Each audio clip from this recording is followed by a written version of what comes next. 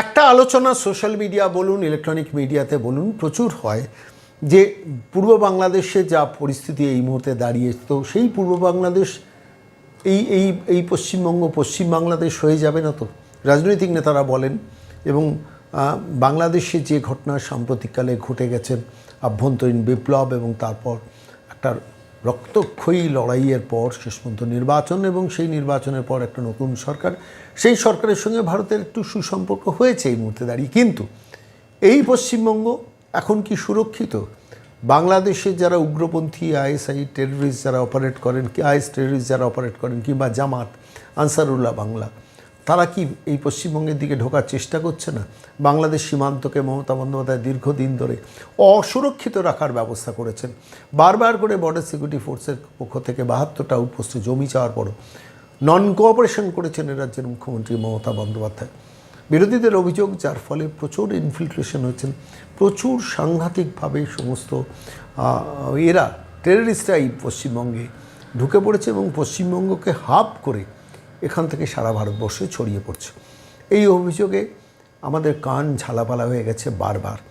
সেই প্রেক্ষিতে দাঁড়িয়ে 2026-এর নির্বাচনটা ইস্যুটা কী হবে? 2026-এর নির্বাচন, অমিত শাহ ভারতবর্ষের স্বরাষ্ট্রমন্ত্রী যখন পশ্চিমবঙ্গে আসেন, বারবার অনুপ্রবেশের সমস্যাটা তোলেন। এবং এটা ঘটনা যে এই পশ্চিমবঙ্গের মাটিতে দাঁড়িয়ে যদি সরকার বদলে যায়, একই সরকার কলকাতা এবং দিল্লিতে থাকে, তাহলে কিন্তু সীমান্ত সুরক্ষিত হওয়াটা সময়ের অপেক্ষা। তার কারণ সেখানে সীমান্ত সমস্যাটাকে একটা বড় ইস্যু হিসেবে যেহেতু দিল্লির বর্তমান শাসক দল তারা মনে করেন, তারা যদি পশ্চিমবঙ্গের চ্যাপ্টারে আসেন, ফলত স্বাভাবিকভাবে সীমান্তকে প্রথম সিল করবেন, ক্লোজ করবেন। এবং টেররিস্টরা যারা উগ্রপন্থী, তারা কিন্তু সমস্যায় পড়বেন, তারা কিন্তু সংকটে পড়বেন। এই প্রেক্ষিতে দাঁড়িয়ে এই 2026-এর নির্বাচনের এই দিকটা নিয়ে বারবার আলোচনা হওয়া দরকার। এবং সেটি বারবার রাজনৈতিক নেতারা বলেন। ভারতবর্ষের স্বরাষ্ট্রমন্ত্রীও এসছিলেন, ফলত তিনিও সেই কথাটা আবার উল্লেখ করে গেছে যে আমরা সরকারে এলে প্রথম সীমান্তটাকে সিল করব, যেভাবে অসময়ে সিল করেছি পশ্চিমবঙ্গেও আমরা সিল করব, এবং কোনো উগ্রপন্থীকে ছাড় দেওয়া হবে না। বাংলার মানুষ কি সেই চিন্তায় বিশ্বাস করবে সরাসরি বিজেপিকে সেই কারণে ক্ষমতায় আনবে? এবং যদি ক্ষমতায় না আনে, তাহলে হিন্দুরা তো অসুরক্ষিত হয়ে থাকবে মমতার শাসনে। এই অভিযোগ তো বারবার আসে এবং অভিযোগের মধ্যে সারবত্তা আছে। তোষণ, তুষ্টিকরণ এবং জঙ্গিদের অনুপ্রবেশ এই পশ্চিমবঙ্গের একটা বড় ইস্যু। বারবার কেন্দ্রীয় শাসক দল বোঝানোর চেষ্টা করেন বাংলার মানুষকে। এবং এটা স্বাভাবিকভাবেই ঘটনা যে এটা হিন্দুদের কিন্তু পশ্চিমবঙ্গের ক্ষেত্রে শেষ ভোট। তার কারণ এরপর যদি এখানে শাসন ব্যবস্থায় মমতা বন্দ্যোপাধ্যায় না যান, তাহলে পশ্চিমবঙ্গের পক্ষে কিন্তু একটা বিপজ্জনক পরিস্থিতি তৈরি হতে পারে, এবং হবেই, অনেকটা হয়ে গেছে, পরিস্থিতি আরও ভয়ানক হতে পারে।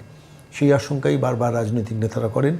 সাম্প্রতিককালে শুভেন্দু অধিকারী এই সংক্রান্ত বিষয়ে একটা স্পষ্ট বক্তব্য প্রকাশ্যে বলেছেন, শোনাবো। আপনি বাড়িতে ছুটি কাটাবেন, আপনার দায়িত্ব নেই বেরিয়ে আসা সকাল সকাল ভোট দেওয়া। আপনার ছেলেটা বেঙ্গালোরে পড়তে গেছে, আপনার মেয়েটা পুনেতে পড়ে, আপনি তাকে ফেয়ার পাঠিয়ে বলে আনাবেন না যে বেটা আয়, বেটি আয়, তোদের ভবিষ্যতের প্রশ্ন, বাংলা ভবিষ্যতের প্রশ্ন। আমরা সব মুর্শিদাবাদ হয়ে যাব, হরগোবিন্দ দাস, চন্দন দাস। মমতা যদি আরেকবার আসে, 85% হিন্দু ছিল, আজকে 65%। 2041 সালে আমাদের সংখ্যা নেমে যাবে, মাইনরিটি হয়ে যাব আমরা।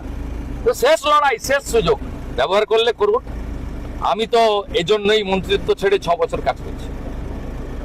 আমি তো থাকতে পারতাম আরামে, আমি তো 6 বছর ধরে করছি।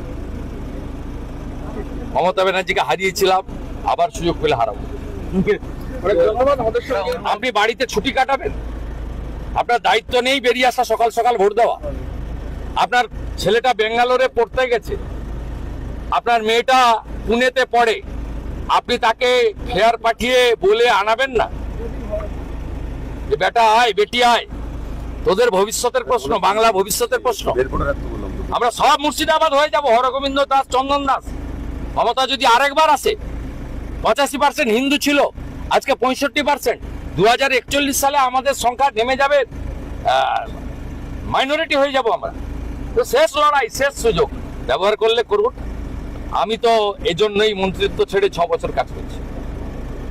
আমি তো থাকতে পারতাম আরামে, আমি তো 6 বছর ধরে করছি। মমতা ব্যানার্জিকে হারিয়েছিলাম, আবার সুযোগ পেলে হারাবো। অনেক ধন্যবাদ আমাদের সঙ্গে